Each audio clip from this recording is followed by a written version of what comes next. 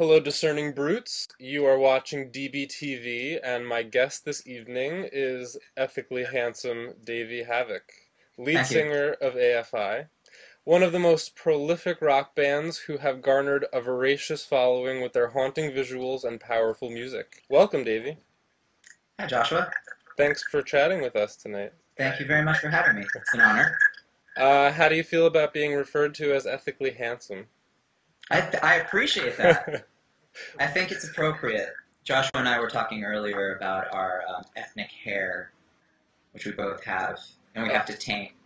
well, we're ethnically handsome too, but also ethically handsome.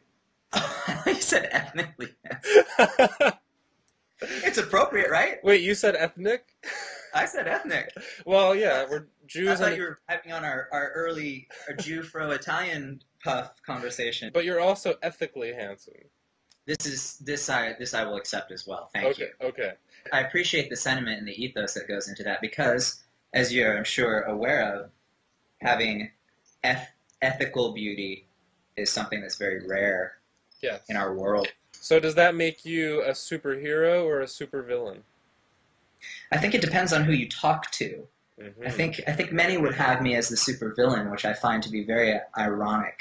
Yeah. And actually, that dichotomy and perception of and light and dark is something that is really pervasive in what I've been speaking about lyrically for, gosh, almost 20 years now. And it's really interesting what people perceive to be right and wrong. I Kind of just like to think of myself as just plain super. just super. That's good. That's good. Just super. So many people use their power for evil. Hmm. But AFI played the Live Earth concert. Hmm. Are you guys environmentalists, or are you personally an environmentalist? Well, I am definitely personally an environmentalist by way of being vegan. If the world were vegetarian or vegan, the impact that it would have on the environment, on the biosphere, would be far greater than if people stopped driving cars. Yeah, people don't know that the number one cause of global warming is raising livestock for food production.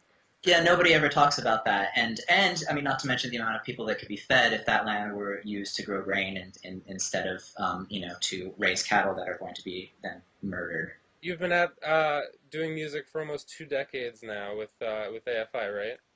This is true. Adam and I started AFI together in 1991, and that was a long time ago, and Yeah, we've been doing it ever that's since. that's almost 2 decades. You know how old I was in '91? Tell me, 11. 11. It was 1 year before I bought the PJ Harvey Dry album though. So Wow. So you started young. I started young with PJ. I did too. She got me into it. That's fantastic. That's a great way to start. So tell us about Crash Love. What should we expect with this? I truly, truly feel it's the best thing that we've ever done, and the album has a sense of continuity and timelessness to it that I feel we have never achieved before up until this point. For me, what I've written lyrically is slightly different than what people usually expect from me. Hmm.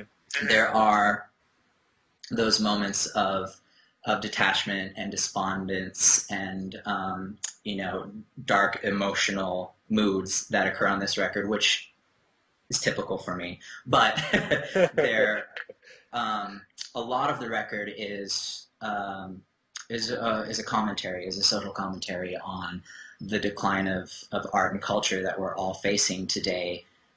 What with the pervasive influence of media and of a culture that is self-perpetuating that really not only sometimes doesn't recognize substance but shuns it. We're really just working on getting the record mastered and getting it out, which should be September, Awesome. I think. Yeah, so that's what's up with AFI. Cool. In addition to really powerful music, you guys are also known for your visuals and the art and the imagery that goes along with your music, and I think that's something that makes you guys stand apart from a lot of other bands. And you guys clearly put a lot of thought into visuals. Is there anything with this album that you've thought of yet, as far as videos or artwork or anything like that? It's hard to really get involved with thinking videos until we know what the single is, um, Can't you just and we make don't know what videos for everything? Come on. I wish. That's what I was thinking today when we were going over some of the mixes. It's just I would love to be able to have a live action visual representation of every one of these songs because they each mean so much to me and they Yeah. evoke such very strong images to me because I mean they come from my life and they come from my perspective. So of course there's that for me. I would love to do that.